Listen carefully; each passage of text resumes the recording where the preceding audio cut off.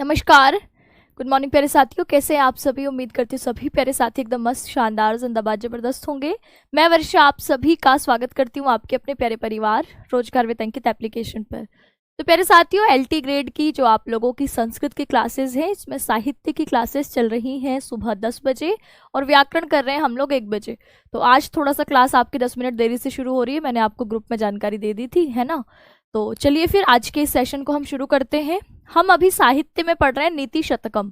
नीति शतकम जैसे नाम से ही पता चल रहा है कि इसमें आपके लगभग 100 के करीब श्लोक हैं।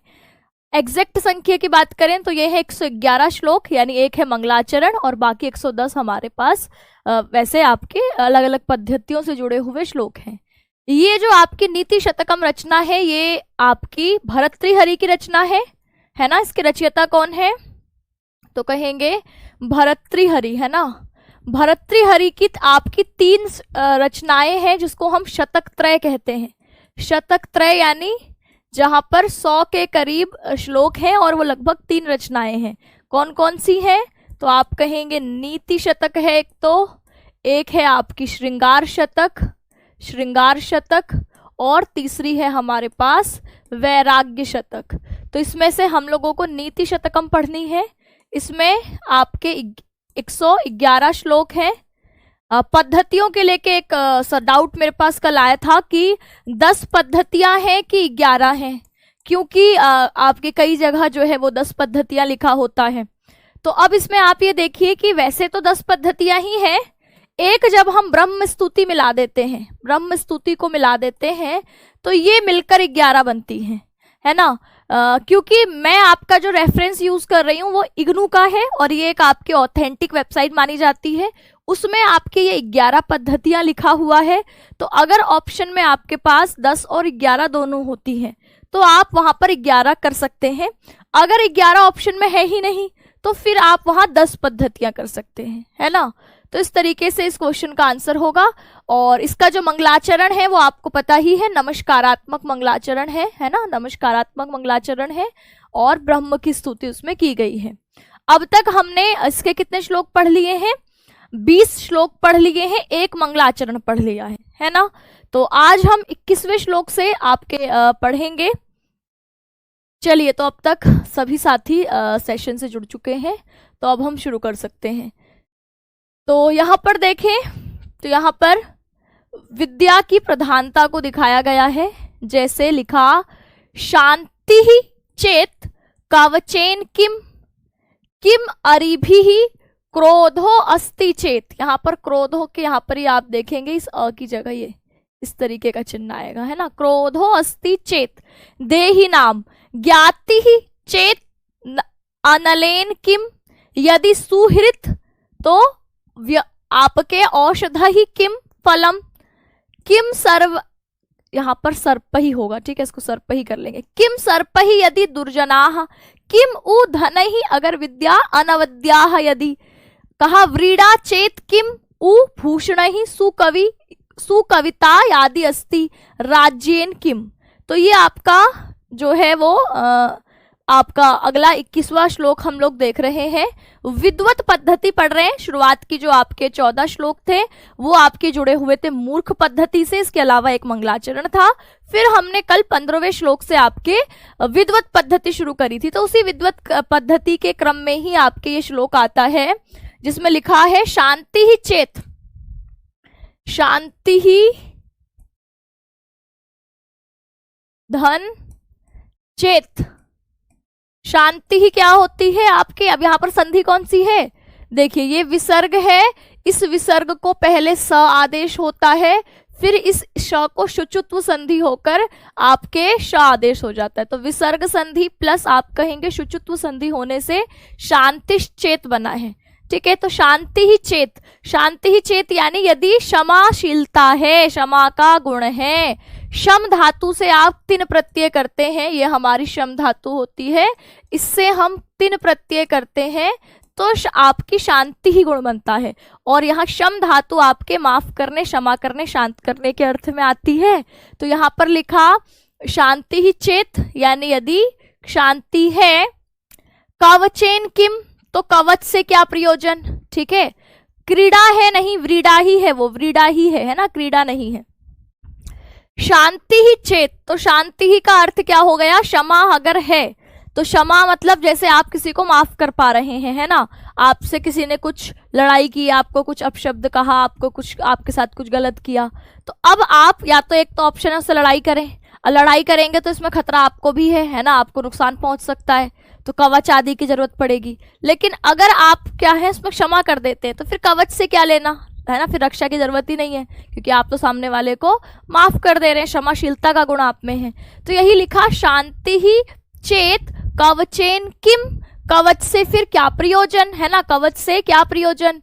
फिर इसको तोड़ेंगे तो इसमें है किम और अरि भी, किम और अरि भी, अरि होते शत्रु, है ना, तो कहा किम अरि भी, अब ये किम अरि भी शब्द में तृतीय विभक्ति बहुवचन है, तो यानी शत्रुओं से क्या, है ना, शत्रुओं से किम, अरि भी किम, शत्रुओं से क्या प्रयोजन, क्रोध अस्ति, क्रोध, अगर आपको गुस्सा आता है, क्रोध अस्ति चेत, अगर आपको गुस्सा आता है, कहा अगर आप क्या है क्रोधी हैं, तो फिर आपको दुश्मन की जरूरत है ही नहीं, शत्रुओं का क्या प्रयोजन, अरि भी किम क्रोध अस्ति चेत, यदि अगर आपके अंदर क्रोध आता है तो फिर आपको दुश्मनों की जरूरत ही नहीं, क्योंकि क्रोध ही हमारा सबसे बड़ा शत्रु है। फिर कहा अस्ति चेत, चेत के बाद है देही नाम, अब ये आपके चेत शब्द और दूसरा क्या है देही नाम, यहां पर जशत्व संधि हुई है, झलाम जश झशी सूत्र याद है, क्या कहता है कि अगर यहाँ पर वर्ग का पहला, दूसरा, तीसरा, चौथा, इनमें से कोई वर्ण हो और सामने वर्ग का तीसरा या चौथा कोई वर्ण हो, तो ये आपके त वर्ग का पहला है, हाँ तो ये वर्ण है, ठीक है। इसके बाद तीसरा या चौथा, तो ये त थ द तीसरा है, तो क्या होता है इसकी जगह तीसरा आदेश हो जाता है, तो यानी ये क्या हो गया चेत, और फिर इसी में आगे एक और द जोड़ दिया और देही नाम, ठीक है। तो क्या अर्थ हो गया इसका, मनुष्यों में देही नाम मतलब जो देहीन किसको कहा है, जिसके पास देह है अर्थात मनुष्य। तो यहाँ पर अब कहा कि यदि क्षमा है तो कवच से क्या लाभ है, कवच का प्रयोजन क्या है, अरि भी किम शत्रुओं से क्या प्रयोजन है, क्रोध अस्ति चेत, अगर आपके अंदर क्रोध है तो फिर शत्रुओं से क्या लाभ। फिर कहा आपके देही नाम, यानी मनुष्यों में ये बात कही गई है कि अगर मनुष्यों में क्षमा है तो कवच की आवश्यकता नहीं, और यदि उसमें क्रोध है तो फिर शत्रुओं की दूसरी आपकी जरूरत ही नहीं, क्योंकि शत्रु अपने आप में क्रोध ही हो जाएगा उसका, ठीक है। अब आगे देखते हैं आपके अभी व्याकरण के हैंड रिटन पीडीएफ नहीं डल रहे हैं, कल जाकर के फाइनल हुए हमारे व्याकरण के लिए, है ना, तो आपके व्याकरण के नोट्स अब आपको मिलना शुरू होंगे, मतलब आज से आपको मिलने लग जाएंगे, और जो पीछे का अभी मतलब जितनी क्लासेस हो गई हैं उसको भी धीरे धीरे आपके कंप्लीट करके वो अपलोड करवाया जाएगा, ठीक है। तब तक आप बोर्ड पीडीएफ से ही काम चलाइए। आगे लिखा पहली वाली लाइन में आपके कहा कि यदि क्षमा है तो फिर आपके मनुष्य को कवच का क्या प्रयोजन, अगर शत्रु का क्या प्रयोजन, अगर क्रोध है देही नाम यानी मनुष्यों में, है ना, मनुष्यों के अंदर अगर ऐसा है तो फिर आपके क्रोध है तो दुश्मनों की क्या जरूरत। आगे कहा ज्ञाति ही धन चेत, धन अनलेन,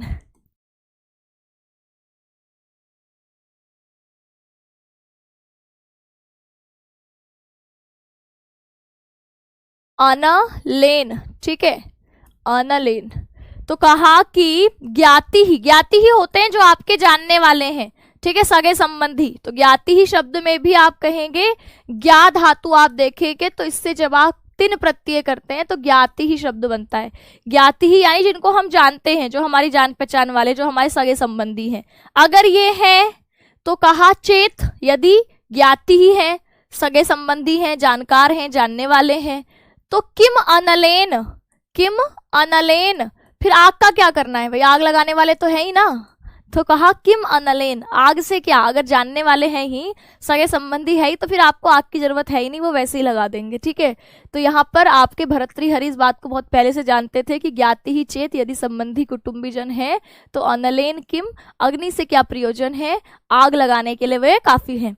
फिर आगे कहा यदि सुहृत, यदि सुहृत यानी जो आपके अच्छे मित्र हैं, सुहृत हैं, तो फिर आपके सुहृत के बाद देखेंगे आप सुहृत, सुहृत होता है हमारा अच्छा मित्र, है ना।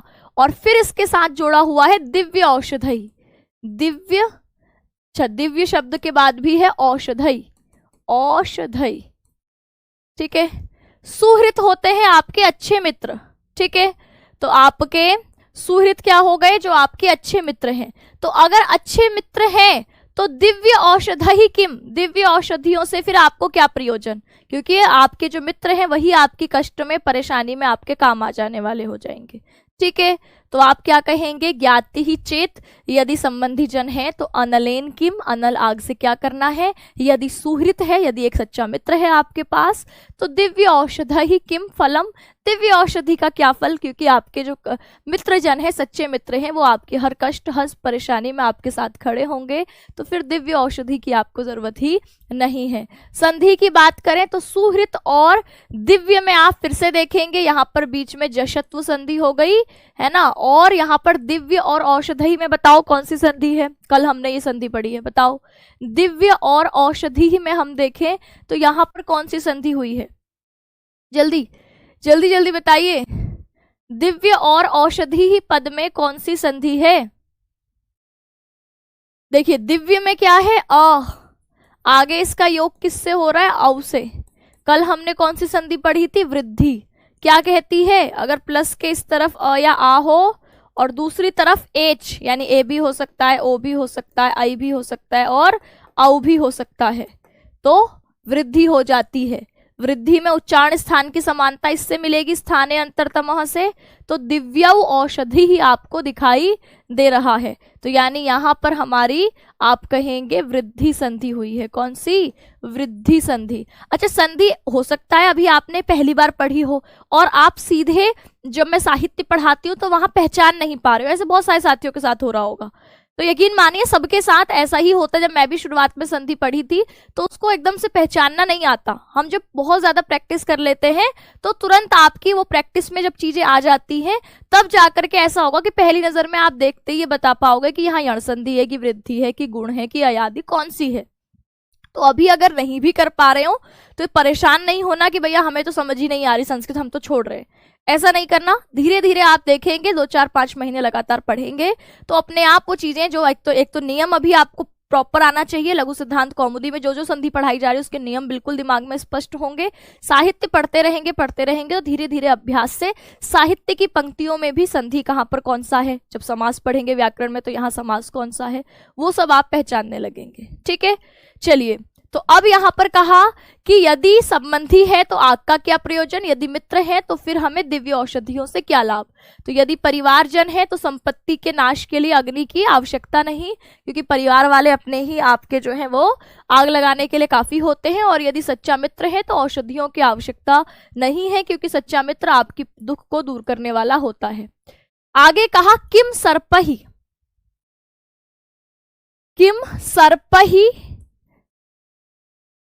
सर्पहि यदि दुर्जनाः, यदि आपके आसपास दुर्जन लोग हैं, दुष्ट लोग हैं, तो सांप का कोई प्रयोजन नहीं है ना, वो आपको कभी कब मौका लेकर डस देंगे आपको पता भी नहीं चलेगा। तो यहाँ पर बोला किम सर्पहि, सर्पादि का प्रयोजन क्या है। अगर दुर्जन लोग हैं आपके आसपास, दुष्ट लोग उपस्थित है तो फिर आपको डसने के लिए सांप की जरूरत नहीं होगी, ठीक है। फिर कहा किम उ धनहि विद्या अनवद्या यदि, तो कहा अब धन से क्या लाभ, यदि आपके पास निर्दोष विद्या है ना, अभ्यास वाली विद्या है, बढ़ने वाली विद्या है, तो किम धन ही, फिर धन की क्या जरूरत। अगर आपके पास निर्दोष विद्या है, बढ़ने वाली विद्या है, आपके पास ज्ञान है, तो फिर धन का आपको क्या, आप तो आपके पास ज्ञान ही आपके लिए सबसे, विद्या धनम सर्वधनम प्रधानम, विद्या धन ही सभी धनों में प्रधान है। तो इसीलिए कहा कि यदि दुष्ट लोग हैं तो सर्पों की आवश्यकता नहीं है, विसर्ग संधि है यहाँ पर, है ना, विसर्ग संधि। और यदि निर्दोष विद्या है तो आपके धन की आवश्यकता है नहीं, ठीक। फिर कहा व्रीड़ा चेत किम उ भूषण ही, व्रीड़ा चेत, आपकी व्रीड़ा चेत का अर्थ है कि व्रीड़ा होती है लज्जा, शर्म, है ना। तो यदि आपकी लज्जा है, श्रम है, तो फिर भूषण ही, आभूषणों का क्या, लज्जा होना सबसे बड़ा आभूषण है।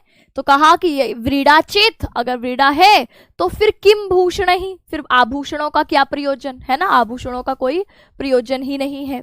फिर कहा सुकविता यदि अस्ति राज्येन किम, और अगर आपके पास, अब यहां पर बताओ कौन सी संधि है, कहा सुकविता यदि अस्ति, यदि अस्ति, अगर आपके पास, आप एक सुकवि हैं, है ना, विद्वान कवि हैं, कविता करना जानते हैं, तो फिर आपको राज्येन किम, आपको राज्य से क्या, आप तो जहां जाएंगे वहां आपको जो है आपका राज्य बन जाएगा, साम्राज्य बन जाएगा, सुनने वाले मिल जाएंगे, सारी चीजें आपकी वैसे ही हो जाएंगी।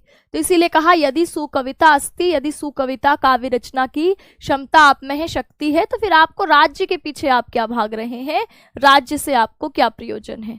ठीक है, जैसे अभिषेक बोल रहे हैं गुण संधि, अभिषेक तुम्हारी रोज गलती होती है संधि में, है ना, मतलब तुम ध्यान से देख ही नहीं रहे हो।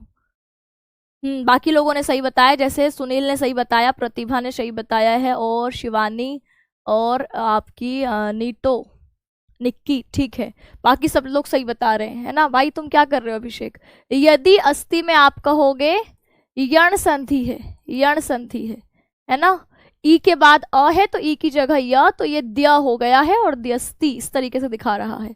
तो यदि लज्जा है तो फिर आभूषणों की क्या आवश्यकता, और यदि काव्य रचना की शक्ति है तो राज्य की क्या आवश्यकता।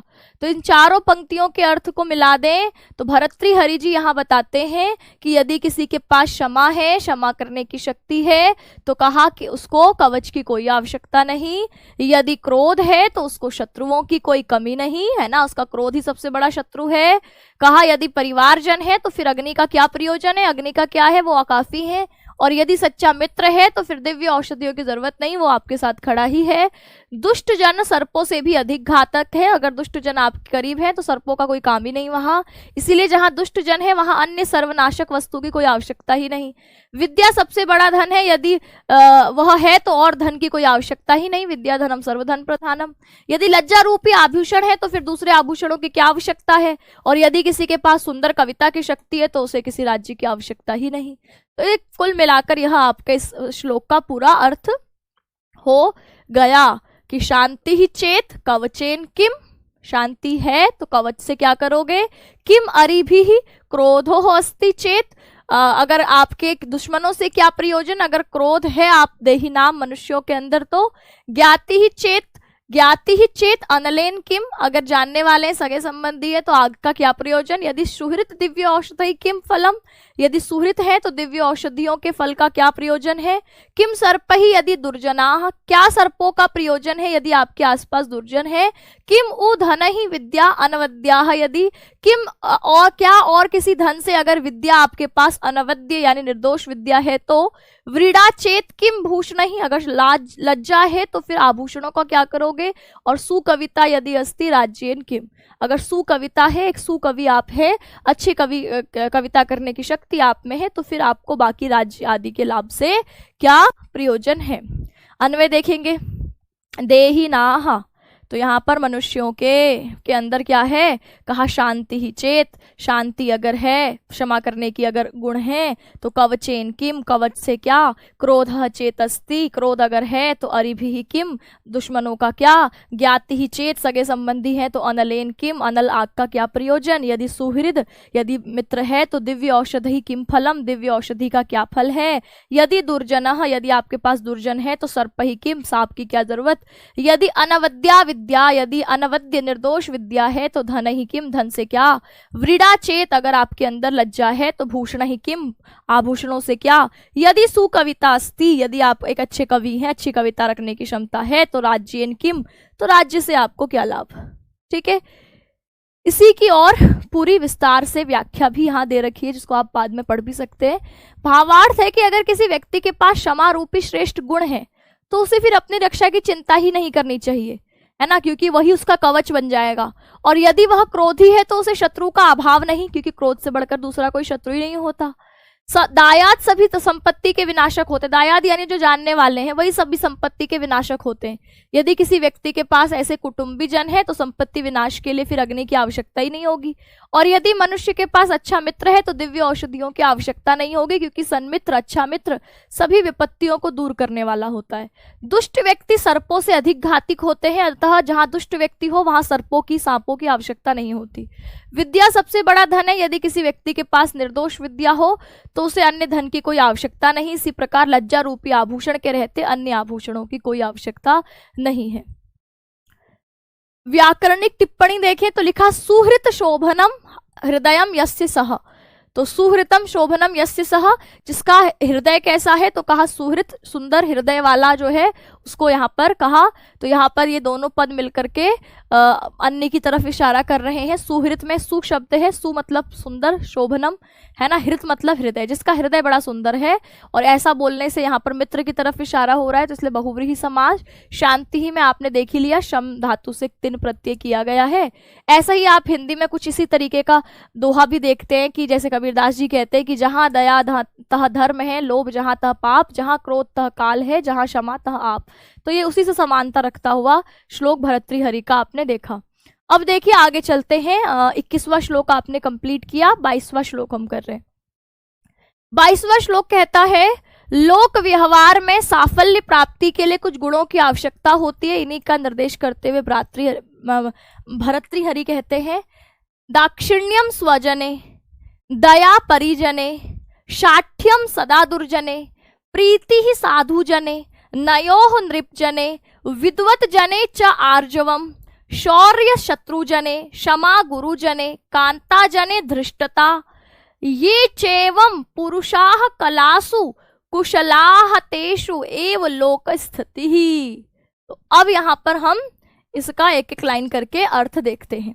दाक्षिण्यम, दाक्षिण्यम मतलब क्या होता है? उदारता। दाक्षिण्यम मतलब जो उदारता है, ठीक है। तो दाक्षिण्यम स्वजने, स्वजने यानी अपने लोगों के प्रति एक दया की भावना, एक विनम्रता की भावना, एक उदारता की भावना होनी चाहिए। तो दाक्षिण्यम मतलब क्या होता है? उदारता। उदारता मतलब होता है बड़ा दिल होना। बड़ा दिल होना यानी जैसे आपसे कोई अपना कोई व्यक्ति कुछ मदद मांग रहा है ना, तो उसके लिए मदद कर देना, उसके प्रति थोड़ा सा विनम्र रहना। तो इसी को बोला है कि दाक्षिण्यम स्वजने, कि अपनों के प्रति थोड़ा सा हमें उदार होना चाहिए। दया परिजने, परिजने यहाँ पर आप ऐसा कह सकते हैं परजने, दूसरे लोगों के प्रति हमें दयावान होना चाहिए। या परिजने शब्द से आप सेवक संबंधी, जो घर में काम करने वाले सेवक लोग होते हैं, है ना, नौकर चाकर होते हैं, उनके प्रति क्या होना चाहिए? हमें दयावान होना चाहिए। तो दक्षिण्यम स्वजने, अपने लोगों के प्रति थोड़ा सा उदार होना चाहिए, दयावान होना चाहिए हमें। परिजने, अपने सेवकों के प्रति, सहायकों के प्रति थोड़ा सा दयावान होना चाहिए। शाठ्यम, शाठ्यम में बड़े कुटिल और चतुर होना चाहिए। किसके प्रति? सदा दुर्जने, दुर्जनों पर हमें हमेशा चतुर और कुटिल होकर चलना चाहिए, दुर्जनों पर हमेशा नजर रखनी चाहिए। तो दाक्षिण्यम स्वजने, दया परिजने, शाठ्यम सदा दुर्जने, अपने परिजनों के साथ हमें उदारता, सेवकों के साथ हमें दया और दुष्टों के साथ हमेशा कुटिलता बरतनी चाहिए। प्रीति ही साधु जने, प्रीति ही मतलब होता है प्रेम, स्नेह। साधु जने मतलब सज्जनों पर, जो सज्जन व्यक्ति हैं उनके प्रति प्रेम और स्नेह होना चाहिए। नयो नृप जने, राजा लोगों के प्रति नीति होनी चाहिए कि राजा आपके क्या कर रहा है, वो सही है कि गलत है। तो नीति का जो मार्ग है वो राजा लोगों के प्रति अपनाना चाहिए। तो नयः मतलब है नीति, चातुर्य, है ना, नियम। किस पर? नृप जने, राजा लोगों के प्रति। और विद्वत जने च आर्जवम, विद्वत जने कौन सी संधि है बताओ? विद्वत धन जने, है ना, और यहाँ पर च और आर्जवम, आर्जवम, बताइए कौन सी संधि होगी यहाँ पर?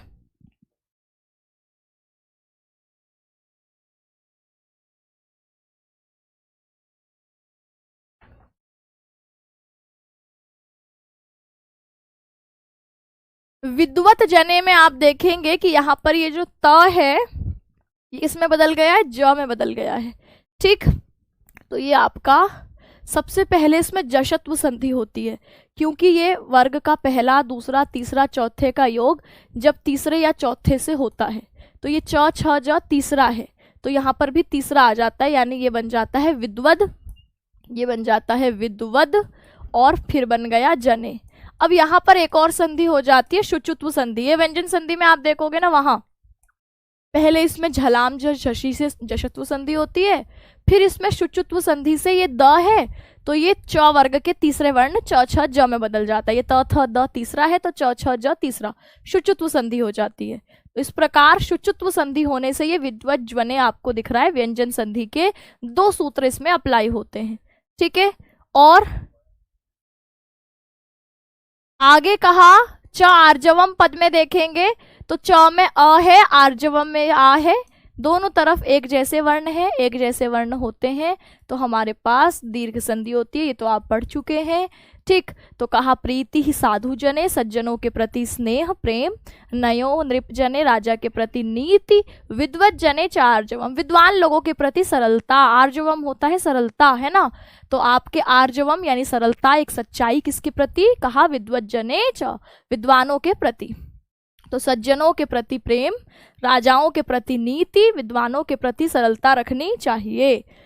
शौर्यम शत्रु जने, शत्रु अगर कोई सामने आ जाए तो शौर्य, वीरता, पराक्रम, है ना, और क्षमा गुरु जने, और जो बड़े लोग हैं उनके प्रति आपके क्षमा, क्षमा यहाँ पर सहनशीलता के लिए आया है कि गुरुजन बड़े लोग अगर कुछ कह भी दे, थोड़ा सा डांट भी दे, कुछ बुरा भी कह दे, तो उनके प्रति सहनशीलता का भाव। और कांता जने, और स्त्रियों के प्रति क्या होनी चाहिए, धृष्टता, चालाकी, है ना, थोड़ा सा आपके जो है कुटिलता होनी चाहिए। तो शत्रुओं के प्रति शौर्य, शत्रुजने शौर्यम, गुरुजनों के प्रति क्षमा या कहो सहनशीलता, ठीक है, अगर कुछ कह भी दें तो सहनशीलता का भाव। कांता जने, स्त्रियों के प्रति धृष्टता, थोड़ी कुटिलता, थोड़ी चतुरता होनी चाहिए। ठीक है, ये अच्छा यहाँ पर बताइए कौन सी संधि है, यहाँ पर बताइए कौन सी संधि है। जो पुरुष जो है इन कलाओं में, कलासु, इन कलाओं में कुशलाह, कुशल है, तेषु एव, है ना, तेषु एव लोक स्थिति ही, उन्हीं पर समाज की मर्यादा जो है वो टिकी हुई है, जो इन कलाओं में निपुण है। तो बताइए चैवम पद में कौन सी संधि है और आपका यहां पर कौन सी संधि है। जैसे चैवम लिखा, फिर कुश लाह, फिर तेषु, फिर एव,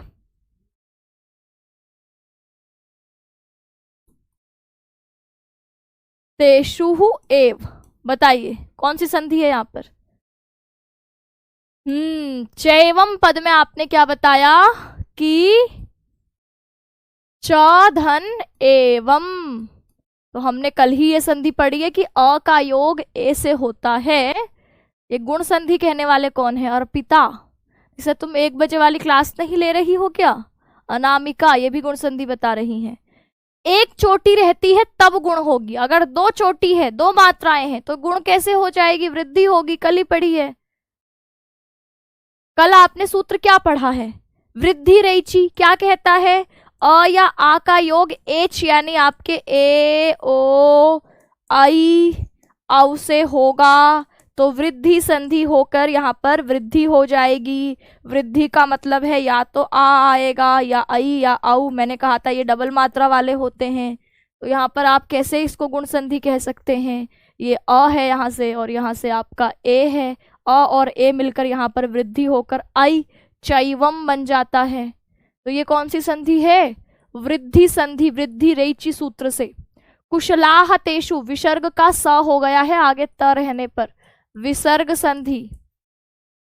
ऊ है, ऊ के बाद दूसरा स्वर है तो ऊ की जगह व आ गया है, श आधा हो गया, व में आगे वाला ए जुड़ गया। कौन सी संधि है, यण संधि, को यणची सूत्र से। जो संधियां पढ़ी है कम से कम उसको अप्लाई करो, ठीक है। ये अयादि कौन कह रहा है दूसरे में, पहले में विसर्ग संधि बाद में अयादि। भाई अयादि कहाँ से दिख रही है तुम्हें, अयादि संधि कैसे दिख रही है, देखो व आधा है, मैंने कहा था जब भी य व आए उससे पहले वर्ण आधा दिखे तो यण संधि होती है। व को हटा के उसकी जगह उ लगाओगे तो उ लगाएंगे तो तेषु हो जाएगा, और व के बाद जो स्वर है उसको अलग करके लिखोगे तो एव हो जाएगा। जो संधि पढ़ रखी है मैं नहीं चाहती कि आप उसमें गड़बड़ करो, और अगर गड़बड़ हो रही है तो दोबारा पढ़ोगे उस संधि को। ये आपका होमवर्क है कि जहां भी गड़बड़ कर रहे हो और अगर वो पढ़ा चुकी हूं मैं, तो दोबारा से उस नियम को समझोगे और फिर ये यहाँ पर वापस आके देखोगे कि हमने क्या गलती करी थी, अब ये गलती हमारे से दोबारा नहीं होनी चाहिए। ये आपका काम है, नहीं तो कोई फायदा नहीं है फिर पढ़ने का, है ना।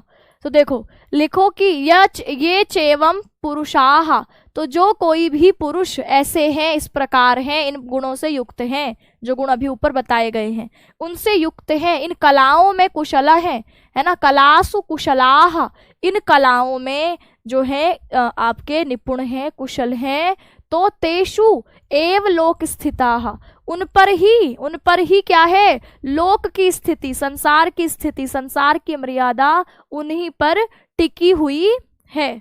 ठीक है, तो आप क्या कहेंगे, जो पुरुष इन सभी कलाओं में कुशल हैं उन्हीं पर तो समाज की व्यवस्था, लोक मर्यादा स्थित है। यानी दोबारा से अब इस चारों लाइन का मिला के अर्थ देखते हैं। तो यहाँ अपने लोगों के प्रति उदारता, स्वजने दाक्षिण्यम, सेवकों पर दया का भाव, दुष्टों के साथ शठता, चतुरता, कुटिलता, सज्जनों के साथ प्रीति, राजाओं के प्रति नीति, विद्वानों के प्रति सरलता, शत्रुओं के प्रति पराक्रम, गुरुजनों के प्रति सहनशीलता, स्त्रियों के प्रति प्रगल्भता, प्रगल्भता मतलब भी कुटिलता ही होता है, दिखाते हुए जो पुरुष कलाओं में कुशल है उन्हीं की लोक स्थिति अर्थात संसार उस पर टिका हुआ है। तो यानी लोक व्यवहार में कुशलता प्राप्त करने के लिए तथा जीवन को सफल बनाने के लिए मनुष्य को इन निर्दिष्ट कलाओं में कुशल होना चाहिए। इस कुशलता से ही लोक मर्यादा स्थिर रह सकती है। समाज में अनेक प्रकार की चित्त वृत्ति वाले लोग होते हैं, अतः सबके साथ एक जैसा व्यवहार नहीं किया जा सकता। जिन पुरुषों में ये गुण पाए जाते हैं उन्हीं से लोक मर्यादा की रक्षा हो सकती है, अन्य लोगों से नहीं। तो यहाँ पर आपके दोबारा से श्लोक को देखेंगे तो क्या लिखा है, दाक्षिण्यम, आपसे बोलेगा एग्जाम में सवाल आएगा दाक्षिण्यम किम, आपके जो स्वजन है उनके साथ कैसा, तो आप बोलोगे स्वजने, अच्छा स्वजने किम, स्वजनों के साथ कैसा व्यवहार, तो दाक्षिण्यम आपके उदारता का व्यवहार। दया किसके लिए है ना, किमर्थम, दया किसके लिए, तो परिजने, परिजनों के लिए। शाठ्यम किसके प्रति बोला, शाठ्यम दुर्जने, प्रीति साधु जने, तो उदारता का भाव अपने लोगों के लिए, दया का भाव अपने परिजन सेवक संबंधियों के लिए, सहायकों के लिए, शाठ्यम का भाव, कुटिलता का भाव हमेशा दुर्जनों के लिए, प्रीति का भाव साधुजन सज्जन लोगों के लिए, नयो नीति नृप जने राजा लोगों के लिए, विद्वत जने विद्वत लोगों के लिए, चार्जवम, आर्जवम का मतलब है, आर्जवम मतलब सरलता का स्वभाव, शौर्य शत्रुजने शत्रुजन के प्रति शौर्य पराक्रम साहस, क्षमा गुरुजने गुरुओं के प्रति क्षमा सहनशीलता, कांता जने धृष्टता, कांता स्त्रियों के प्रति धृष्टता कुटिलता, ये चैवम पुरुषाह, ये जो जिस पुरुष में है, जो इन कलासु कुशलाह, जो इन कलाओं में कुशल है, तेषु एव, उन पर ही लोक स्थिति, लोक की मर्यादा टिकी हुई है। इसी का अन्वय भी आप यहाँ पर देख सकते हैं। अन्वय होता है जब आप श्लोक के अलग अलग बिखरे हुए शब्दों को व्याकरण के नियम हिसाब से, एक हिंदी का जैसा आपका एक लाइन वाइज अर्थ निकलता है उसके हिसाब से क्रम से लगाते हैं तो अन्वय। जैसे यहाँ पर अन्वय में कहा स्वजने, अपने लोगों के प्रति दाक्षिण्यम, है ना, यहाँ लिखा दाक्षिण्यम स्वजने, विनम्रता अपने लोगों के प्रति, और यहाँ थोड़ा सा जैसे वाक्य होता है हिंदी का गद्य का कि अपने लोगों के प्रति उदारता, परिजनों के प्रति दया, दुर्जनों के प्रति सदा शाठ्यम, साधुजनों के प्रति प्रेम, तो वही आपके जो क्रम से लगाई गई है वही बातें यहाँ पर बोली गई है ना। तो ये आपका श्लोक होता है डन। कुछ व्याकरणिक टिप्पणियों की बात करें तो प्रीति ही शब्द में भी आप देखेंगे कि तीन प्रत्यय का इस्तेमाल है। समास में लोक स्थिति ही, लोकस्य स्थिति ही, लोक की स्थिति होने से यहाँ पर षष्ठी तत्पुरुष कहेंगे। षष्ठी तत्पुरुष समास शार्दूल विक्रीडितम छंद है, खैर छंद आप लोगों के एग्जाम में आना नहीं है तो उस पर हम बात नहीं करेंगे। दक्षिण शब्द से शय प्रत्यय करके दाक्षिण्यम शब्द बना है। प्रत्यय भी ये आपके सिलेबस में है नहीं तो नहीं पूछेगा, है ना। तो षठ से शय प्रत्यय शाठ्यम, प्रीज से तीन प्रत्यय करके आपके ज की तो हित संज्ञा हो जाती है, प्रीति शब्द बन जाता है, तिन में ती ही जुड़ता है। नी से अच प्रत्यय करते थे तो नय बन जाता है। रिजु से अण प्रत्यय करते हैं तो आर्जुवम शब्द बन जाता है। शूर से शय प्रत्यय करके शौर्यम। धूर्तता में धूर्त शब्द से तल प्रत्यय किया तो धूर्तता, और टाप प्रत्यय करके स्त्रीलिंग शब्द इसमें बना दिया। लोका नाम स्थिति ही, लोकों की स्थिति, लोकस्य स्थिति षष्ठी तत्पुरुष समास है। इस आपके फिर है स्थिति से स्था धातु में तीन प्रत्यय किया, ये भी नहीं पूछा जाएगा। विद्वत जनेषु आर्जवम, ये हमने देख ही लिया कि विद्वत जनेषु पद में आपकी शुचुत्व संधि हुई है, व्यंजन संधि का भेद। जनेषु और आर्जवम में भी हम देखेंगे तो यण संधि को यणजी से आपकी हो जाएगी। च धन एवं में वृद्धि रेची सूत्र लग गया है। कुशलाह तेषु में पहले विसर्ग संधि, फिर इको यणची से यण संधि। ठीक, चलिए आगे बढ़ते हैं। ज्यादा आपसे जो सवाल बनेगा यहाँ से व्याकरणिक टिप्पणी से, वो या तो संधि से बनेगा, या विभक्ति वचन से बनेगा, या बनेगा आपके समास से। ठीक है, प्रत्यय सिलेबस में है लेकिन लिमिटेड है, बहुत डिटेल में प्रत्यय आपको नहीं पढ़ने हैं। ठीक है, प्रत्यय बहुत सारे हैं लेकिन आपके सिलेबस में कुछ उतने डिटेल में प्रत्यय नहीं दिए हुए हैं। चलिए आगे लिखा है, सत्संगति के महत्व का वर्णन करते हुए कवि क्या कहते हैं। आगे अगला श्लोक हमारा तीसरा श्लोक आज का, कि जाड्यम धियो हरति सिंचति वाचि सत्यम मान उन्नति दिशति पापम पापम अपकरोति चेतः प्रसादयति दिक्षु तनोति कीर्ति सत्संगति कथयः किम न करोति पुंसाम। पहली लाइन है जाड्यम। जाड्यम मतलब पहले भी शब्द आया होगा ये, जाड्यम मतलब जड़ता, मूर्खता। धियो बुद्धि, धियः है ना, जो बुद्धि है वो क्या करती है, जाड्यम हरति दूर करती है, हरण कर लेती है। तो बुद्धि मूर्खता का, जड़ता का हरण कर लेती है। सिंचती सिंचित करती है, वाची आपके वचनों को, वाणी को, सत्यम सत्य से, आपकी वाणी को सत्य से भर देती है। तो आपकी कहा जाड्यम दियोहरति, आपकी जड़ता को बुद्धि हर लेती है, और सिंचती वाची सत्यम, आपकी वाणी को, आपके वचनों को सत्यता से भर देती है। सत्संगति बुद्धि की जड़ता को दूर करती है और वाणी में सत्यता भर देती है। सत्संगति सबसे लास्ट में है, सत्संगति की बात हुई है तो यहाँ पर अभी सत्संगति शब्द हमने वैसे जोड़ दिया है, बाकी अभी यहाँ पर यही है कि बुद्धि की जड़ता को दूर करती है और यहाँ पर आपकी वाची वचनों में, वाणी में संचति सत्यम, सींच देती है सत्य को, भर देती है सत्य को। फिर अब यहाँ पर बताइए कौन सी संधि है इस पद में, यहाँ पर आपके कौन सी संधि है बताओ। मानोन्नति पद में दिशति पापम अपकरोति है ना, आपके पापम अपा करोति, तो यहाँ पर कहेंगे दिश मानो उन्नतिम दिशति, यानी आपकी मान और उन्नति में क्या करती है, आपको मान और उन्नति दिलवाती है। मान का मतलब है सम्मान, उन्नति मतलब आपकी प्रगति है ना, दिशति देती है, प्रदान करती है। पापम अपकरोति, अपा करोति, पाप को दूर करती है। ठीक है, चलिए तो अभी जवाब देखते हैं सबके पहले तो। ठीक है, शिवानी, अमृता, अनामिका, निक्की। ठीक है, इसमें किसकी गड़बड़ है, नीतू ने गड़बड़ करी है और किरण ने गड़बड़ करी है, बाकी सबका ठीक है। ठीक, तो मानोन्नति पद में देखें तो मान और उन्नति यही पद है, एक मात्रा दिख रही है, एक चोटी दिख रही है। मान उन्नति में मान में क्या है अ, उन्नति में उ, आद गुणः सूत्र से ओ हो जाता है, मानोन्नति। मान सम्मान और उन्नति को क्या देने वाली होती है, कहा दिशति प्रदान करने वाली होती है। मान सम्मान को, उन्नति को बढ़ाने वाली होती है। पापम अपाकरोति, पाप को दूर करने वाली होती है। तो मान सम्मान को उन्नति देती है और पाप को क्या करती है, अपाकरोति दूर करती है। चेतः, चेतः आपका चित्तः, चित्त को, मन को, प्रसादयति प्रसन्न कर देती है। दिक्षु तनोति कीर्ति, दिक्षु यानी दिशाओं में, तनोति फैलाती है, कीर्ति आपके यश को, प्रसिद्धि को दिशाओं में अलग अलग फैलाती है।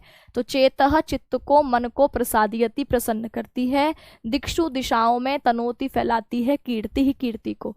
तो यह चित्त को प्रसन्न करती है, कीर्ति को चारों दिशाओं में फैलाती है। सत्संगति ही अच्छी संगति, सज्जनों की संगति, कथयः कहो, किम ना करोति पुंसाम, क्या नहीं करती मनुष्यों का, क्या नहीं करती पुरुषों का। बताओ मनुष्यों का सत्संगति करती क्या नहीं है। तो इस प्रकार आप इन चारों लाइनों का अर्थ देखेंगे तो सत्संगति बुद्धि की क्या करती है, जड़ता को दूर करती है।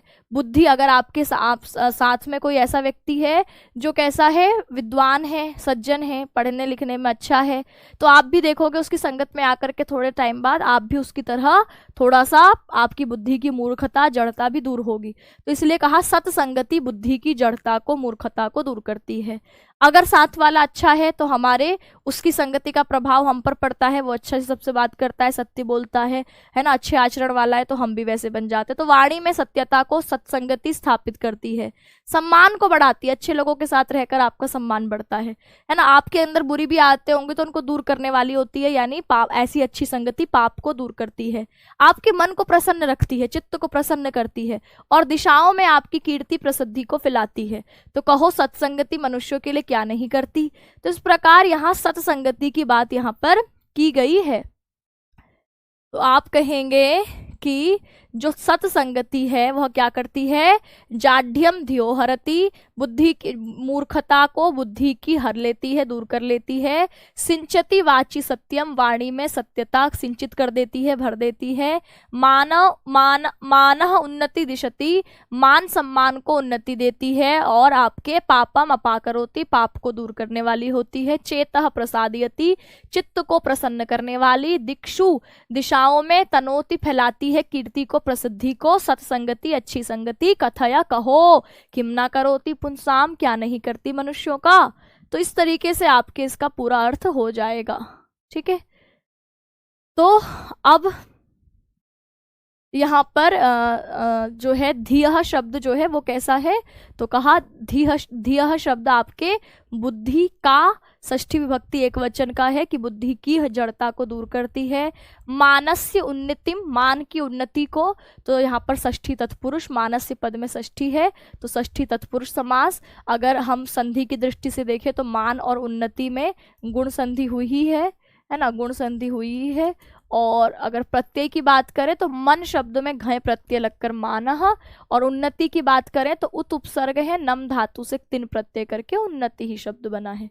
दिश धातु से तिप प्रत्यय करके आपके कौन सा शब्द बना है, कहा दिशति, यानी आपके प्रथम पुरुष एक वचन का ही रूप है ये।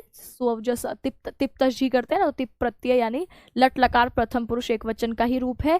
सताम संगति, सज्जनों की संगति, सज्जनों की संगति होने से षष्ठी तत्पुरुष तो है ही, बाकी प्रत्यय में बहुत डिटेल में नहीं जाना है ना। किसी भी शब्द के पीछे ती दिख रहा है और प्रत्यय पूछा है तो समझ जाओ वो तीन प्रत्यय वाला ही है, क्योंकि स्त्रीलिंग शब्द बनाता है एक तीन प्रत्यय। ठीक है, धीयः हरति, धीयः हरति में विसर्ग संधि है भाई, बुद्धि की जड़ता को हर लेती है। तनु में भी आपके तनोति प्रथम पुरुष एक वचन का ही रूप है। जड़स्य भावः, जड़ता का जो भाव है, इसमें भी शय प्रत्यय लगाकर जाड्यम शब्द बन गया है। और इसके अलावा प्रसादयति है तो ये भी प्रथम पुरुष एक वचन का रूप है, और अपाकरोति में भी प्रथम पुरुष एक वचन का ही रूप है। ठीक, चलिए आगे बढ़ते हैं अब अगले श्लोक पे।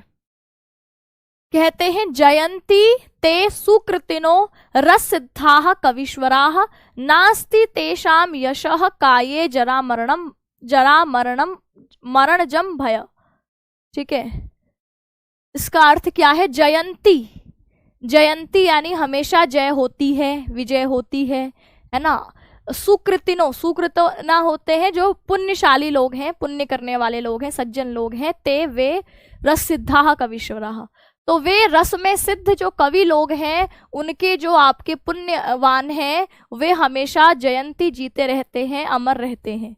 तो ऐसे लोग जो रस सिद्ध कवि हैं, रस सिद्धाः कवीश्वराः, जो सुकृतनः है ना, सुकृतनः यानी अच्छे कर्मों को करने वाले, पुण्य कर्मों को करने वाले पुण्यवान लोग हैं। ते जयंती, वे हमेशा जीते रहते हैं, हमेशा जीवित रहते हैं, अर्थात आपके अमर रहते हैं। तो रस सिद्धाः कवीश्वराः, तो ये कवियों के विशेषण के लिए ही आया है कि जो रस सिद्ध हैं, जो सुकृतनः हैं, अच्छे कर्मों को करने वाले हैं, पुण्यवान हैं, रस सिद्ध हैं, ऐसे वे कवि जयंती अमर रहते हैं।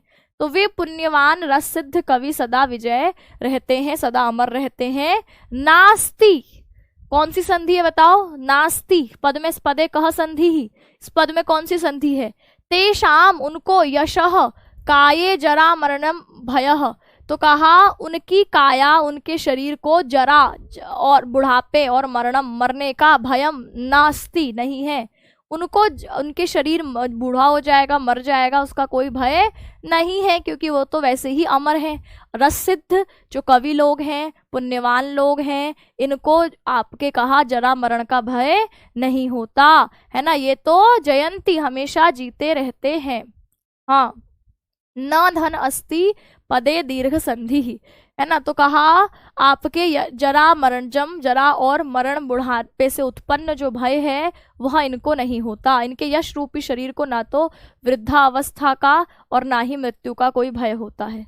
यानी जो आपके सुकृतनः है, पुण्यवान है, और जो क्या है कहा रस सिद्ध है, रस वर्णन में सिद्ध है, निपुण है, और जो कवीश्वर आपके महाकवि आदि हैं, वह ते जयंती, वे हमेशा जीते हैं। उनके यशः कीर्ते, यशः का ये यश रूपी जो का शरीर है उसको जरा और मरण से उत्पन्न भय होता ही नहीं। भाव यह है कि जो नव रसों से अभिव्यक्ति में अत्यधिक प्रवीण है, ऐसे रससिद्ध कवीश्वरों का स्थूल शरीर भले नष्ट हो जाए किंतु उनका यश रूपी शरीर सदा स्थायी रहता है। कालिदास हैं, भर्तृहरि आज जीवित नहीं है, लेकिन उनकी प्रसिद्धि आज भी बनी हुई है, आज भी हम उनको पढ़ रहे हैं। तो ऐसे जो रससिद्ध कवि हैं उनको बुढ़ापे या मरने का डर होता नहीं, क्योंकि उनका यश रूपी शरीर हमेशा रहता है, उसमें वृद्धावस्था और मृत्यु का भय नहीं रहता। उदाहरण के लिए महाकवि कालिदास, वाल्मीकि आदि श्रेष्ठ कवि आज जो है आपके जीवित नहीं है। यद्यपि आज जीवित नहीं है, परंतु उनकी रचनाओं द्वारा अर्जित यश आज भी विद्यमान है। आगे बढ़ते हैं, इसके व्याकरण की बात करें तो यहाँ पर जी धातु के लट लकार प्रथम पुरुष, बहुवचन का रूप है जयंती, सुकृत से इन लगा करके सुकृतिनः बना है। रसेषु सिद्धः, रसों में जो सिद्ध है, तो रसों में सिद्ध होने के कारण सप्तमी तत्पुरुष समास। कविषु ईश्वरः या कवि नाम ईश्वरः, कवियों में जो श्रेष्ठ हैं या कवियों में जो आपके श्रेष्ठ हैं, इस पद से षष्ठी और सप्तमी दोनों कह सकते हैं। अगर हम इसका विच्छेद कवियों का जो श्रेष्ठ है कवि नाम करें या कविषु भी कर सकते हैं, तो यहाँ पर सप्तमी है, यहाँ पर षष्ठी है, दोनों तरीके से इसका विच्छेद किया जा सकता है, तो इसलिए इसको षष्ठी सप्तमी दोनों बोला है। यशः एव कायः, यश रूपी काया है इनके पास, तो आपकी कर्मधारय समास यश रूपी काया वाले भी धातु से अच प्रत्यय करके भयम शब्द बन गया। जरा च मरणम च, तो जरा और मरण दोनों शब्दों में द्वंद्व समास हो गया, जरा और मरण। अब जरा मरणम ज लगा है इसमें, जरा और मरण से उत्पन्न, तो जरा मरणम ताभ्याम जायते है, तो यहाँ पर जरा मरण से उत्पन्न कारण तृतीया तत्पुरुष। न धन अस्ति में अकह सवर्णे दीर्घ से दीर्घ संधि हो गई। कवि धन ईश्वरः में भी अकह सवर्णे दीर्घ से दीर्घ संधि, कवि धन ईश्वरः कवीश्वरः, ठीक है, दोनों पदों में हमारी दीर्घ संधि। चलिए आगे बढ़ते हैं। अब कहा कि भगवान भर्तृहरि, महात्मा भर्तृहरि कहते हैं कि भगवान विष्णु के प्रसन्न होने पर संसार के सभी कल्याणकारी पदार्थ प्राप्त होते हैं। जैसे लिखा है, सुनुहु सच्चरितः सती प्रियतमा स्वामी प्रसादोन्मुखः, स्निग्धम मित्रम वंचकः परिजनो निःक्लेश क्लेशम मनः, आकारो रुचिरः स्थिरश्च विभवो विद्यावतां मुखम, तुष्टे विष्ट अकष्ट हारिणी हरि संप्राप्यते देहिना। ठीक है, चलिए आगे देखते हैं।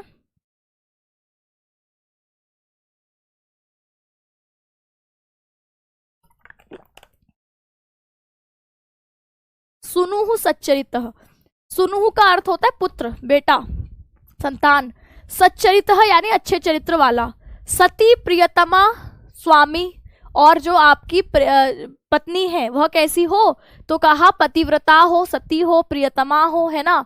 तो प्रियतमा कैसी हो, तो कहा पतिव्रता हो। और स्वामी प्रसादो उन्मुख, और जो स्वामी हो, पति हो, वो कैसा हो, खुश मन वाला हो, प्रसादो सदैव प्रसन्न मन वाला हो। तो बेटा अच्छे चरित्र वाला, पत्नी प्रियतमा जो है वो सती पतिव्रता हो, स्वामी जो हो, पति जो हो, वो प्रसादोन्मुख हो। प्रसाद होता है खुश होना, उन्मुख है यानी खुशी, मतलब हमेशा खुश की तरफ उन्मुख रहने वाला, है ना, हमेशा खुश रहने वाला। तो आप कहेंगे जब भगवान विष्णु प्रसन्न होते हैं तो मनुष्य को सदाचारी पुत्र, पतिव्रता प्रिय पत्नी और प्रसन्न चित्त स्वामी प्राप्त होते हैं। संधि की बात करें तो यहाँ पर दो शब्द हैं, दोनों में बताइए। एक तो सच्चरित्र में बताइए कि कौन सी संधि है, ठीक है। एक है आपका सच्चरितः पद, इसमें कौन सी संधि है? और एक पद है हमारा प्रसादोन्मुख। इन दोनों में बताइए कौन सी संधि है? ठीक है, अमृता बता रही है शुचित्व संधि है इसमें। इसके अलावा सत धन चरितः स्तोश्चुनाश्चु सूत्र, जब व्यंजन संधि का पहला सूत्र आप पढ़ेंगे, जिन्होंने नहीं पढ़ा है वो जब व्यंजन संधि पर आएंगे तो स्तोश्चुनाश्चु सूत्र से यहाँ शुचित्व संधि होती है। ये आपने पढ़ रखी है तो इसका जरूर बताएंगे, है ना। चलिए बताइए क्या होगा।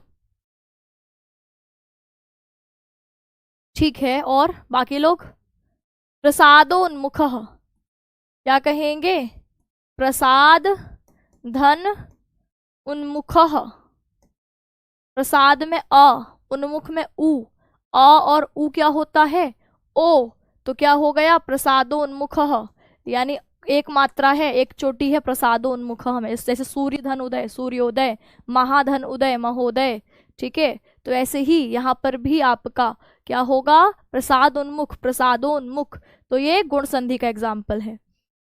स्निग्धम मित्रम अवंचकः परिजनो निक्लेशलेशम मनः।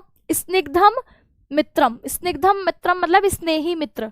सबसे पहले कहा अच्छा चरित्रवान पुत्र और पतिव्रता स्त्री और हमेशा प्रसन्न रहने वाला स्वामी। अब कहा स्निग्धम मित्रम, स्नेही मित्र, और अवंचकः परिजनः। अवंचक यानी जो आपको धोखा ना दे, है ना, छल ना करे आपके साथ, ऐसा परिजन, ऐसा सेवक, ऐसा आपके सेवक या संबंधी। निक्लेशलेशम मनम, लेश मात्र भी मन में पीड़ा ना होना, ऐसा मन जिसमें लेश मात्र भी क्लेश, पीड़ा, दुख, परेशानी, चिंता नहीं है। तो कहा छल कपट रहित परिजन, स्नेही मित्र और दुख रहित मन, क्लेश रहित मन, लेश मात्र भी जो क्लेश है उससे भी रहित जो मन है। और आकारो रुचिरः, आकार से, दिखने से, रुचिरः सुंदर, देखने से, रूप आदि से सुंदर। स्थिरश्च विभवः, विभव यानी आपका वैभव, धन संपत्ति, स्थिर टिकने वाली धन संपत्ति। और विद्यावताम मुखम, और विद्यावताम मुखम यानी विद्या से चमकता मुख, विद्या से उज्जवल मुख। तो जब सुंदर तब सुंदर रूप, चिरस्थायी धन और विद्या से प्रकाशित मुख की प्राप्ति होती है। तुष्टे, तुष्टे यानी तुष्टे आपके प्रसन्न रहने पर। कहा विष्ट, विष्ट कष्ट हारिणी ही, तो जो आपके क्या है, इस विश्व के जगतों को, कष्ट को हरने वाले हैं। ऐसे हरि तुष्टे, ऐसे हरि के प्रसन्न रहने पर संप्राप्यते, प्राप्त हो जाते हैं, देहिना यानी मनुष्यों को। मनुष्यों को ऐसे हरि के प्रसन्न होने पर ये सारी चीजें मिल जाती हैं। तो जब लोक का कष्ट हरने वाले भगवान विष्णु हरि प्रसन्न होते हैं तब मनुष्य को ये सब वरदान सहज ही मिल जाते हैं। अब आप पहली बाकी पंक्तियां पढ़ेंगे तो समझ में आएगा कि संसार के कष्ट को हरने वाले जो विष्णु हैं, हरि हैं, जब वो प्रसन्न होते हैं मनुष्यों पर तो मनुष्यों को सदाचारी पुत्र, पतिव्रता पत्नी, प्रसन्न रहने वाला स्वामी, स्नेही मित्र, न ठगने वाला सेवक, छल कपट रहित बंधुजन, क्लेश के लेश मात्र से भी रहित मन, सुंदर आकृति, चिरस्थायी धन संपत्ति और विद्या से उज्जवल मुख प्राप्त हुआ मिलता है। अब यहाँ पर इसको दोबारा से पढ़ेंगे तो पूरा अर्थ आपको स्पष्ट हो रहा होगा। ठीक है, क्या लिखा है? सुनुहु सच्चरितः, तो सुनुहु यानी ऐसा बेटा जो सच्चरित्रवान है, ठीक है, अच्छे चरित्र वाला है। सती प्रियतमा, आपकी जो पतिव्रता पत्नी है। स्वामी प्रसादोन्मुख, और ऐसा स्वामी जो प्रसन्न रहने वाला है। स्निग्धम मित्रम अवंचकः, ऐसा स्नेही मित्र और अवंचकः परिजनः, बिना धोखा देने वाला परिजन, सेवक, संबंधी। निक्लेश क्लेशम मनम, लेश मात्र से भी रहित जो पीड़ा वाला मन है। और आकारो रुचि रहा, देखने में आकार से रुचि, सुंदर। और स्थिरश्च विभव, और स्थिर वैभव। विद्यावताम मुखम, विद्या से चमकता मुख। तुष्ट विष्ट अपकष्ट हारिणी, आपके जो हरि हैं प्रसन्न रहने पर लोक क्या कष्टों को हरने वाले। संप्राप्यते, प्राप्त हो जाते हैं, देही नाम मनुष्यों को। ठीक है, चलिए तो अब यहाँ पर एक बार व्याकरण की बात करते हैं, उसके बाद इसको खत्म। ठीक है, कि मनुष्यों को उपरोक्त प्रकार के सुखों की प्राप्ति के लिए जब भगवत कृपा प्राप्त करनी चाहिए, क्योंकि भगवान के प्रसन्न रहने पर अत्यंत दुर्लभ पदार्थ भी अनायास प्राप्त हो जाते हैं। तो अब देखिए लिखा है सच्चरित्र, तो ये कर्मधारय समास, अच्छा चरित्र। प्रियतमा, प्रियतमा में तम प्रत्यय है ना, जो सबसे ज्यादा प्रिय है, तम प्रत्यय लगाकर प्रियतमा। प्रसाद उन्मुख में आपके प्रसन्न मन कर्मधारय है, पहले वाला पद दूसरे वाले पद की विशेषता बता रहे, गुण संधि में आपको बताई चुकी हूँ। अवंचक, जो वंच ना करे, छल ना करे, तो नए समास हो गया, नए तत्पुरुष समास। देहिन शब्द से डीनी प्रत्यय करके आपके देहिन शब्द बनता है, ठीक है, यानी मनुष्यों की बात हो रही है। और यहाँ पर सम उपसर्ग और प्र उपसर्ग से आप धातु और यत प्रत्यय करके सम प्राप्यते शब्द बनता है। आगे अगले श्लोक पर आ रहे हैं, ठीक है। अब देखते हैं यहाँ पर क्या लिखा है। महाकवि भर्तृहरि मनुष्यों के कल्याण के मार्ग का निरूपण करते हैं। प्राणघात निवृत्ति पर धन हरणे संयम सत्यवाक्यम काले शक्तिया प्रदानम युवती जनक कथा मूलक भाव परेशान तृष्णा श्रोतो विभंगो गुरुषु च विनय सर्वभूता अनुकंपा सामान्य सर्वशास्त्रे शास्त्रेषु अनुपहत विधि श्रेयसामेश पंथाः। सबसे पहले है प्राणघातान निवृत्ति। कौन सी संधि है इसमें बताइए? प्राणघातान निवृत्ति, प्राणघातान, अच्छा प्राणघात निवृत्ति, ठीक है, प्राणघात निवृत्ति ही पद है।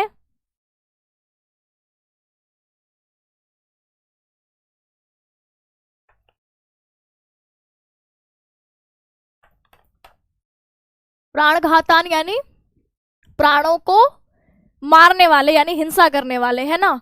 तो निवृत्ति ही यानी इससे दूर रहना। तो जो प्राणों के घात करने से, उसको नष्ट करने से, हिंसा करने से जो दूर रहे, इससे निवृत्त हो जाए।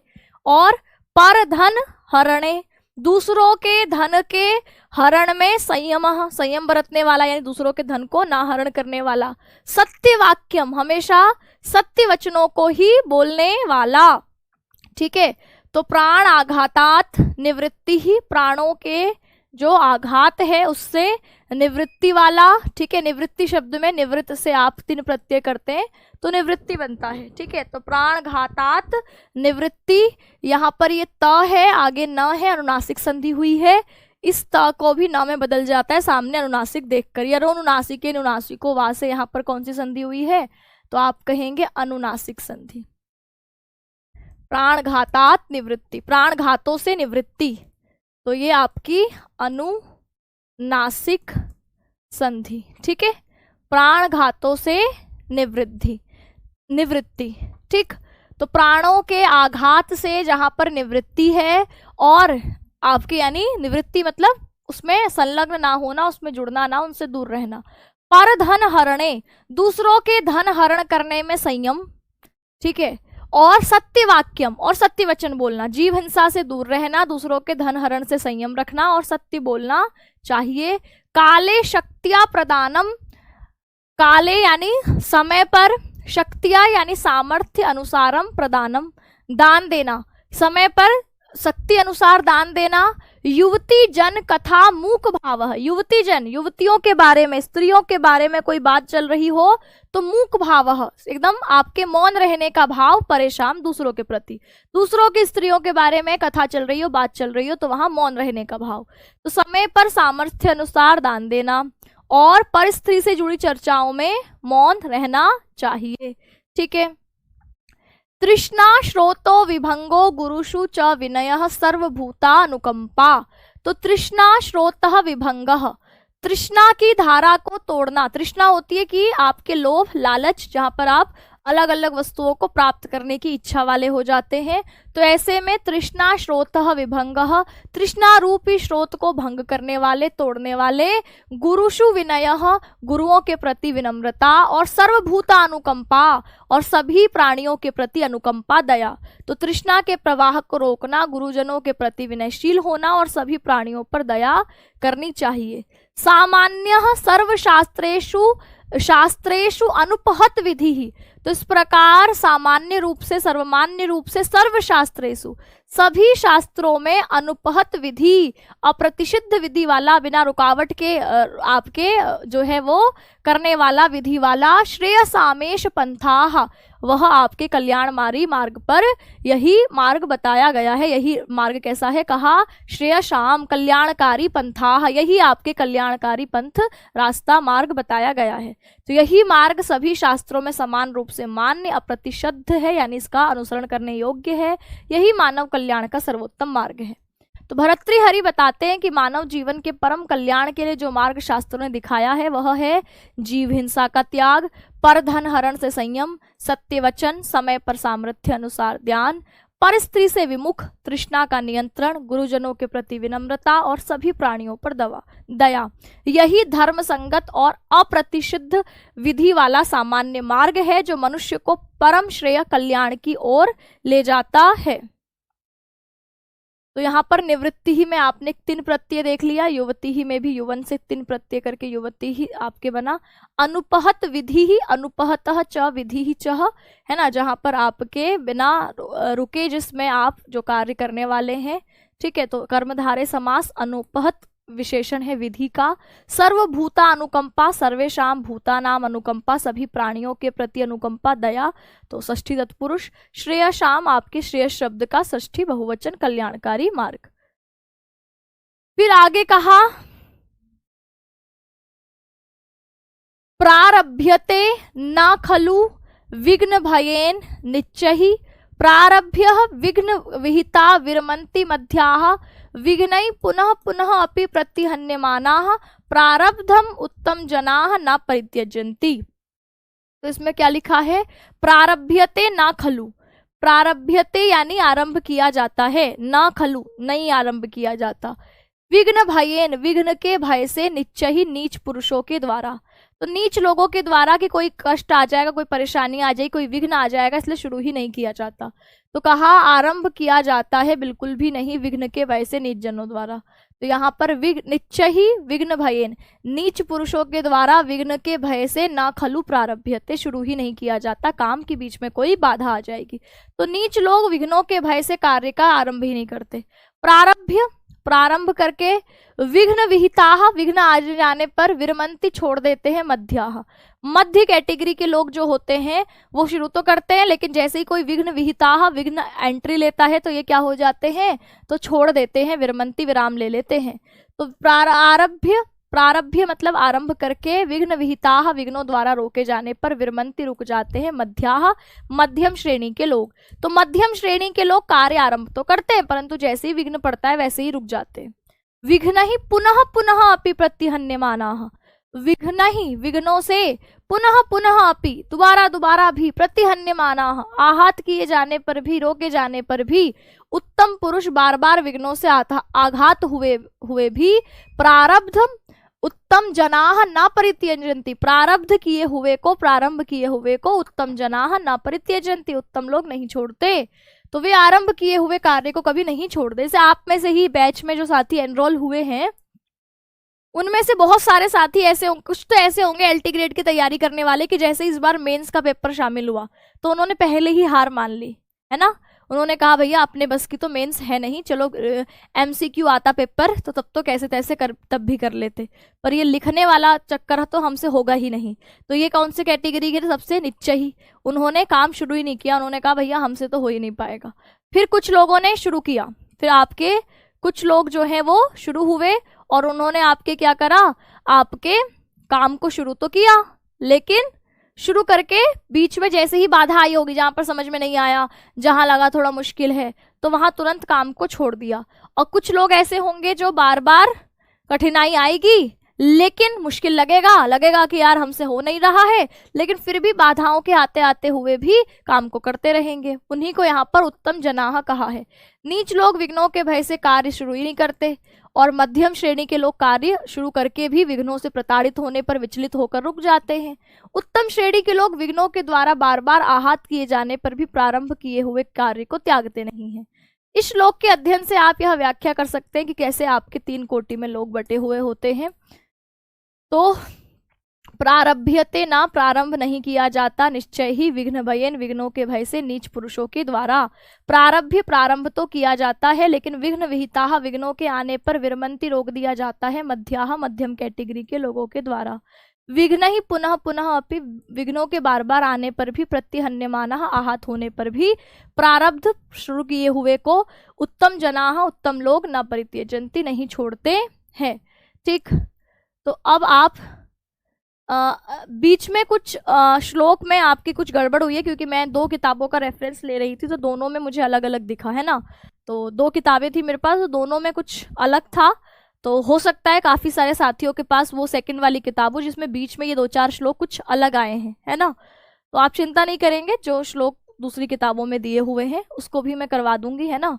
तो मेरे को एक बार कंफर्म करने में भी समय लगेगा, क्योंकि मैं पहले से क्लास भेज चुकी थी। जब मैंने वेरीफाई किया तो मैंने देखा ये दोनों किताबों में ये 4 श्लोक 5 श्लोक जो भी थे इसमें अंतर दिखा। तो मैंने कहा कोई नहीं, पढ़ने तो हमें पूरी नीति शतकम ही है, आज इसको कर लेते हैं, जो छूट गया है उसको फिर हम नेक्स्ट क्लास में कर लेंगे। ठीक है, चलिए। तो हाँ, हो सकता है बुक में अंतर हो, क्योंकि मेरे पास भी 2 अलग अलग बुक में अलग अलग श्लोक ये अलग अलग पद्धतियों में दिए हुए थे। ठीक है, चलिए।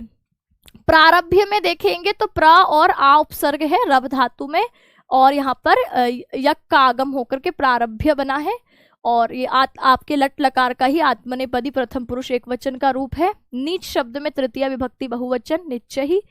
फिर कहा प्रारब्ध्य, आपने प्रारब्ध्य में ल्यप प्रत्यय भी है, प्रारब्ध्य है ना, आपके ल्यप प्रत्यय है प्रारंभ करके। विघ्न विहिताः, विघ्नों के आने पर। कर्मधारय समास है, प्रारब्ध में आपका त प्रत्यय है। उत्तम जन में भी कर्मधारय समास हो गया। परित्यजन्ति लट लकार प्रथम पुरुष बहुवचन का रूप है। अब आगे लिखा है, अगला श्लोक है, सज्जन पुरुष अत्यंत कठिन स्वभाव सिद्ध सदाचार परंपरा का पालन करते हुए लोगों के उपदेशक एवं प्रमाण बन जाते हैं।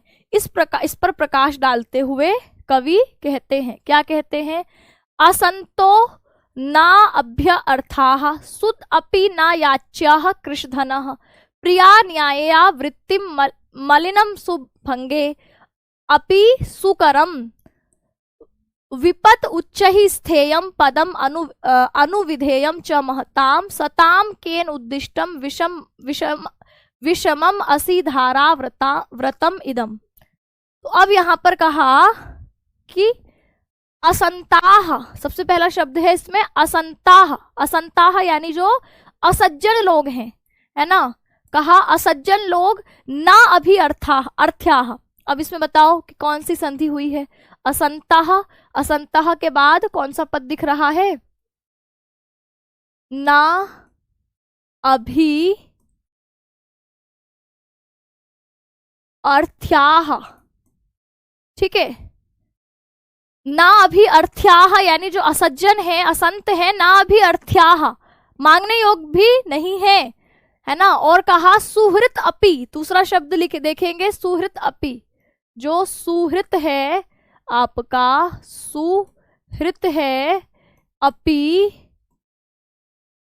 न याच्यः कृषधनः, अगर उसके पास धन कम है तो सुहृत भी न याच्यः, नहीं मांगने योग्य है। तो अब बताइए, आपने कहा न और अभी में देखे तो अ और अ होने से दीर्घ संधि हो गई, ना अभी। यहाँ पर भी और अ है, ई को हटाया, ई की जगह य, भ आधा हो गया, य में आगे वाला अ जुड़ गया, अर्थ्याह, ये यण संधि हो गई, है ना। तो न अभी अर्थ्याह, तो आपके ये क्या नहीं है, अभ्यर्थ नहीं है, मतलब मांगने योग्य नहीं है। कौन, असंताह। तो असंत लोग, असज्जन लोग मांगने योग्य नहीं है। सुहृत अपि, अगर सुहृत है आपका, अच्छा मित्र है, और कृषधन है वो साथ में, कृषधन यानी उसके पास धन की कमी है, कमजोर धन वाला है ना, कम धन वाला है, तो न याच्यः, वो भी मांगने योग्य नहीं है। तो असज्जनों से कुछ भी नहीं मांगना चाहिए, क्योंकि वो मांगने योग्य नहीं है। और अल्प धन वाले मित्र से भी कभी कुछ मांगना नहीं चाहिए। प्रिया न्याय्या, कहा प्रिय वर्णीय न्याय्या, जो न्याय युक्त है, ऐसी वृत्तिम, ऐसी जीविका को अपनाना चाहिए। यानी धन कमाना या कुछ आपकी जो जीविका चलाने की चीज है वो न्याय युक्त होनी चाहिए, सही होनी चाहिए, प्रिय वर्णीय होनी चाहिए। तो प्रिय न्याय्या, जो प्रिय है, जो वर्णीय है, ऐसी न्याय युक्त आपकी वृत्ति जीविका होनी चाहिए। तो प्रिय और वर्णीय जीविका होनी चाहिए। कहा मलिनम सुभंगे अपि असुकरम, तो कहा मलिनम अशुभंगे अपि, तो यहाँ पर बताइए मलिनम और अशुभंगे अपि और फिर असुकरम कौन सी संधि हुई है? तो कहा प्राण के नष्ट होने पर भी आपकी होने की संभावना में भी जो मलिनम कर्म है वह ना अपि असुकरम नहीं करना चाहिए, नहीं अपनाना चाहिए, उसका अनुकरण नहीं करना चाहिए। तो प्रिया न्याय्या वृत्ति ही, प्रिय जो आपकी न्याय युक्त वृत्ति है उसको अपनाना चाहिए। मलिनम जो आपके मलिन है, गंदे हैं, बेकार हैं, ऐसे सुभंगे आपके भंग होने टूटने की दशा में है ना, आपके खत्म होने की दशा में भी अपि असुकरम ऐसे जो कार्य नहीं करने चाहिए, आपके ना करने योग्य है यह कार्य। ठीक है, तो सुभंगे अपि पद में आप देखेंगे यहाँ पर पहले तो पूर्व रूप संधि हुई सुभंगे, ठीक है, सुभंगे, और धन अपि में आपकी कौन सी है, यहाँ पर आप पूर्व रूप संधि कहेंगे, पूर्व रूप, फिर अपि के बाद क्या जुड़ा है, असुकरम है ना, असुकरम, तो यहाँ पर आपकी यण संधि है। ठीक, यहाँ पर यण संधि, तो पूर्व रूप और यण संधि। प्रिय वही न्यायुक्त जीविका है, न्याय से जिसको आपने जो जीविका कमा रहे हो वही प्रिय होनी चाहिए। प्राणनाश होने की संभावना में भी मलिनम कर्मों को असुकरम ना करना चाहिए, उसका अनुकरण नहीं करना चाहिए। विपत, विपत उच्च ही, अब यहां पर भी आप देखेंगे कि विपत्ति उच्च ही पद है, विपत्ति विपत्ति धन उच्च ही, विपत्ति उच्च ही, विपत्ति उच्च ही यानी आपके विपत्ति आने की दशा में, विपत्ति के आने पर उच्च ही स्थेयम, ऊंचा बना रहना चाहिए, दृढ़ बना रहना चाहिए, है ना, उच्च ही स्थेयम पदम अनुविधेयम, तो ऐसे ही पदम, ऐसे ही रास्ते का, ऐसे ही स्थान का अनुसरण करना चाहिए। महताम, महान लोगों के द्वारा, महानुभावों के द्वारा जो ऊंचे पद का अनुसरण किया गया है विपत्ति में, वैसे ही मार्ग का अनुसरण करना चाहिए। तो विपत्ति उच्च ही में आप देखेंगे कि द के बाद ई है, ई की जगह य में आगे द और य मिलकर द्य में आगे उच्च ही यण संधि है, विपत्ति उच्च ही है ना, विपद्य उच्च ही, तो विपत्ति में उच्च ही स्थेयम, ऊंचा रहना चाहिए, दृढ़ बना रहना चाहिए, मजबूत बना रहना चाहिए। पदम अनुविधेयम महताम, और जो ये महताम महान लोगों का पद है, रास्ता है, स्थान है, मार्ग है, उसको अनुविधेयम, उसका ही अनुसरण करना चाहिए। विपत्ति में दृढ़ रहना चाहिए और महापुरुषों के मार्ग का अनुसरण करना चाहिए। सताम, सताम यानी जो सज्जन लोग हैं, केन उद्दिष्टम, इनको किसके द्वारा उद्दिष्टम, उद्देश्य किया गया, उपदेश दिया गया है, विषम, इस विषम यानी बड़े खतरनाक, असी धारा व्रतम इदम, असी होती है तलवार, धारा यानी तलवार की धारा पर चलने का यह अनुसरण किनके द्वारा उपदेश दिया गया है, सज्जनों को, जो इतना कठिन मार्ग अपनाते हैं कि असंत लोगों से, असज्जन लोगों से जरूरत पड़ने पर भी मांगना नहीं है, कमजोर धन वाला अगर मित्र है, कम धन वाला मित्र है, उससे मांगना नहीं है। ठीक है, और कहा कि आपके अगली लाइन क्या थी, प्रियाह, प्रिय जो न्याय युक्त वृत्ति है उसको अपनाना चाहिए। मलिनम सुभंगे अपि असुकरम, अगर आपके प्राण पर बात बन गई है तब भी मलिन बेकार कर्मों को न असुकरम नहीं करना चाहिए। विपत्ति उच्च ही, विपदा में उच्च ही स्थेयम, ऊंचा बना रहना चाहिए। और महताम पदम अनुभयम, महान लोगों के पदों का अनुसरण करना चाहिए। ऐसा सज्जनों को केन उद्दिष्टम, सताम सज्जनों को केन उद्दिष्टम, किसके द्वारा ऐसा उपदेशित, विषम असी धारा व्रतम, तलवार की धारा पर चलने जैसा कठिन संकल्प, इदम यह किसके द्वारा उपदेश किया गया है। तो यह असी धारा व्रत अत्यंत कठिन जीवनचर्या सज्जनों को जाने किसने उपदेशित किया होगा। तो यहाँ पर सज्जनों के मार्ग में बताया, भर्तृहरि कहते हैं सज्जन लोग, ये मुझे लग रहा है सज्जन पद्धति का ये श्लोक है ना, तो अगर ये श्लोक सज्जन पद्धति में आया तो आप पहले ही पढ़ चुके हो, बाकी मैं देख लूंगी कि ये कौन सी बुक से क्या श्लोक बीच में आ गए हैं, शामिल हो गए हैं। तो यहाँ के जो रहेंगे आपके यानी विद्वत पद्धति के जो श्लोक 3-4 बीच में रह जाएंगे उसको फिर हम कल कंटिन्यू करेंगे, है ना। तो भर्तृहरि कहते हैं सज्जन लोग जीवन में इतने कठोर नियमों का पालन करते हैं मानो किसी ने उन्हें असी धारा व्रत की तलवार की धारा पर चलना है ऐसा आदेश दे दिया हो, ऐसा उपदेश दे दिया हो। वे असज्जनों से कभी याचना नहीं करते, अल्प धन वाले मित्र से भी को भी नहीं सताते, उससे भी नहीं मांगते, न्याय युक्त जीविका को प्रिय मानते हैं, प्राण संकट आने पर भी निंदनीय कार्य नहीं करते, विपत्ति में भी धैर्य और उच्चता बनाए रखते हैं तथा सदैव महापुरुषों के मार्गों का अनुसरण करते हैं। यह सज्जनों का स्वभाव ही है कि वे स्वयं ही धर्म और सदाचार में स्थित रहते हैं, इनके लिए कोई उपदेशक नहीं चाहिए। अर्थात केन उपदिष्टम पद से यह बोला गया कि भाई किसके द्वारा उपदेश दिया गया है, अर्थात इसका जवाब है कि किसी के द्वारा नहीं, ये स्वभाव से ही सज्जन लोग ऐसे होते हैं। तो ना अभिअर्थः नए तत्पुरुष समास जो मांगने योग्य नहीं है। सुहृत अपि व्यंजन संधि हो गई, यहाँ पर जशत्व संधि झलाम जशोअंत्य सूत्र से त को द हो गया है। न्याय वृत्ति ही न्याय की वृत्ति, न्यायपूर्ण जीविका षष्ठी तत्पुरुष समास।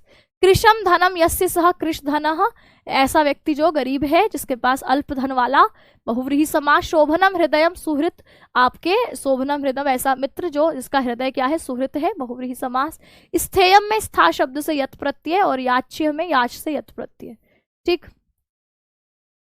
अब यहां से मुझे लग रहा है शुरू हो रही है आपकी कौन सी पद्धति, अगली मान शौर्य पद्धति। इसको यहीं तक रखते हैं आज, है ना।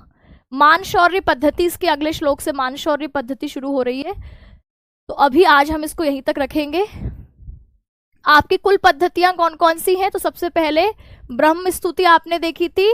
ब्रह्म स्तुति के बाद दूसरी हमारे पास, हमने कहा कि कोई व्यक्ति ब्रह्म के ध्यान में बैठा है और उसने क्या सुना, उसने सुना कि यहाँ पर किसकी बात हो रही है, मूर्खों की, कोई बात कर रहा है मूर्खों के विषय में और विद्वानों के विषय में, है ना, मूर्ख और विद्वत पद्धति।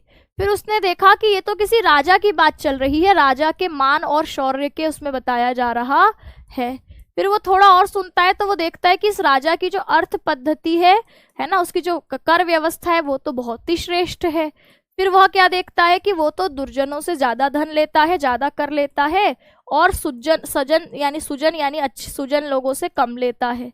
इस प्रकार वह क्या करता है, तो इस प्रकार वह परोपकार करता है ना, इस प्रकार वह परोपकार करता है, और जितनी बार परोपकार करता है उतनी बार एक पेड़ लगाता है, तो उसके अंदर धैर्य है। और इस प्रकार अंत में आप कहेंगे कि वह देव प्रशंसा, फिर वह जाके देव प्रशंसा यानी देव की स्तुति करता है। ठीक है, देव प्रशंसा हो गई, और फिर अंत में कर्म ही पूजा है से आपकी कर्म पद्धति। ठीक, तो अभी हमने ब्रह्म स्तुति तो पहले दिन ही कर ली थी, जब इसकी पूर्व पीठिका हम कर रहे थे नीति शतकम की, तब हमने कर लिया था।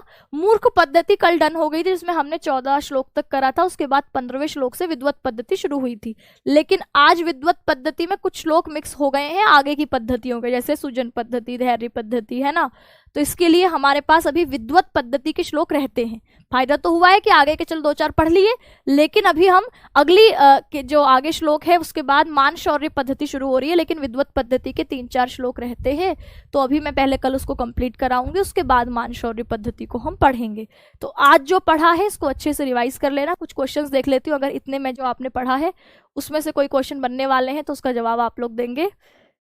कहा कि तह श्रेष्ठतरः को अपि शत्रु नास्ति, खाली स्थान में क्या आएगा, ए रागः, बी क्रोधः, सी मदः, डी लोभः। बताइए